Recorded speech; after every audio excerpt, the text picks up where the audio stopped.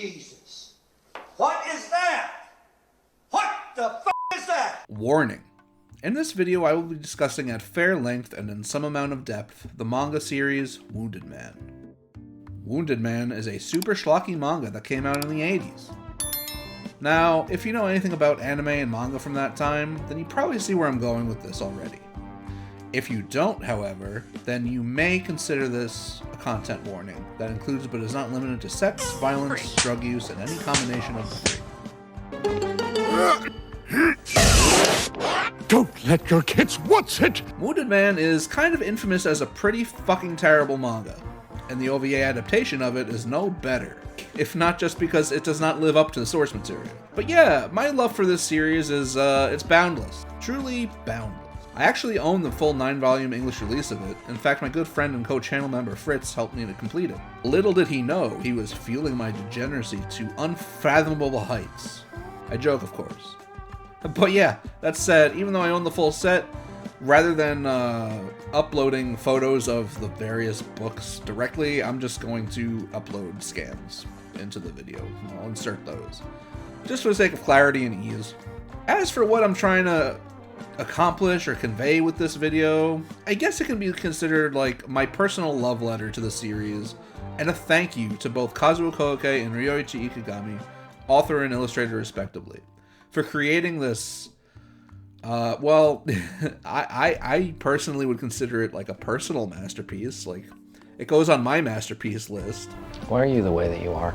But, objectively speaking, it's trash. Let's be real. Like, I'm the first to admit that. In creating this vid, perhaps I can manage to persuade some of you out there to maybe broaden your horizons and give some old school schlock a shot, be it this series or otherwise.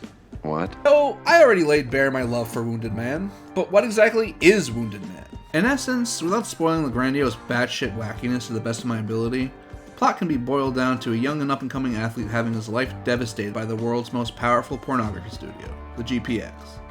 After he turns down a generous recruitment offer for an up-and-coming porn shoot that would prominently feature him, you see, the GPX isn't just some porn studio, it's basically an underground, underworld, ultra-sketchy, ethically questionable titan that produces only the highest quality smut for the ultra-wealthy, often featuring famous actors and or sports stars.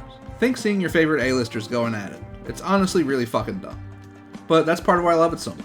The GPX's claws run deep, and their influence and reach are evidently unparalleled. And after managing to tear he and his former lover apart, Keisuke Ibaraki, the titular Wounded Man himself, has vowed vengeance against this shadowy porn organization. So yeah, fun for the whole family. But here's the thing about this story, though. Keisuke Ibaraki is perhaps the most unlikable protagonist I've ever come across in fiction. He is really quite detestable. Like, quite literally introduced sexually assaulting the woman that the story had been following up until this point. What? And of course, she ends up quote-unquote falling in love with him after that.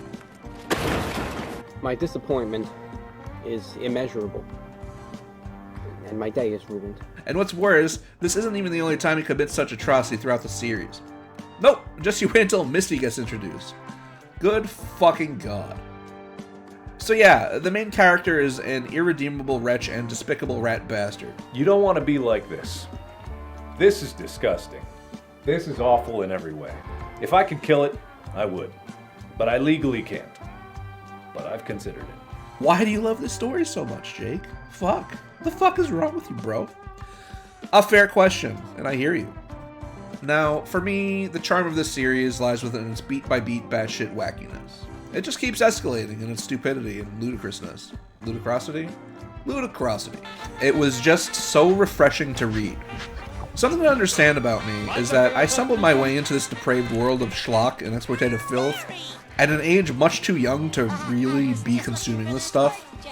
So, in a sense, despite being one of my more recent reads, technically speaking, given the nature of the story being told, the time period it came out in, and how similar in tone/spirit it was to much of what I'd grown up with, I found myself filled with that warm and fuzzy nostalgia buzz, and still to this day, it is the most recent thing that I have read that managed to capture those particular feelings.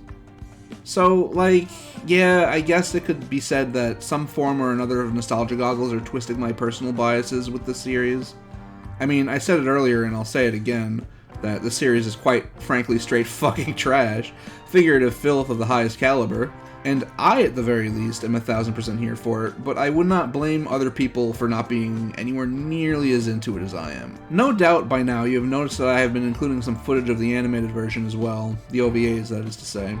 I made a brief mention of it near the beginning of the video already, but let me just say it outright, it does not even come close to living up to the manga. Not only does it leave stuff out and rush over things, I do genuinely feel that a huge appeal, for me at the very least, regarding the manga is its art style, which the OVAs unfortunately fail to capture. The manga, as you've seen throughout the vid, have a very distinct art style that very much differs from many of its contemporaries, and especially from most modern day work, which is just one more thing that cements it as a forever memorable piece of art for me.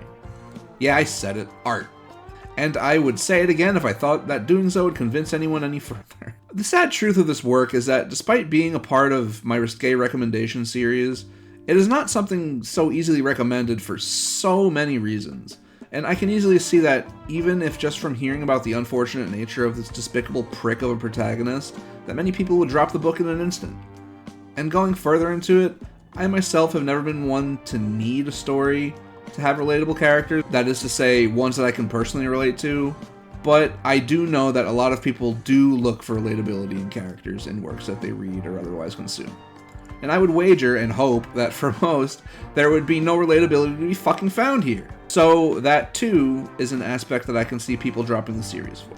For me, the ludicrous nature of all the shit that goes down in the story, which I am purposely excluding on the off chance that any viewers decide to give it a shot, was more than enough reason to compel me to keep reading. That said, for every small handful of funny haha what the actual fuck moments there are, there will be a sexual assault scene thrown into the mix.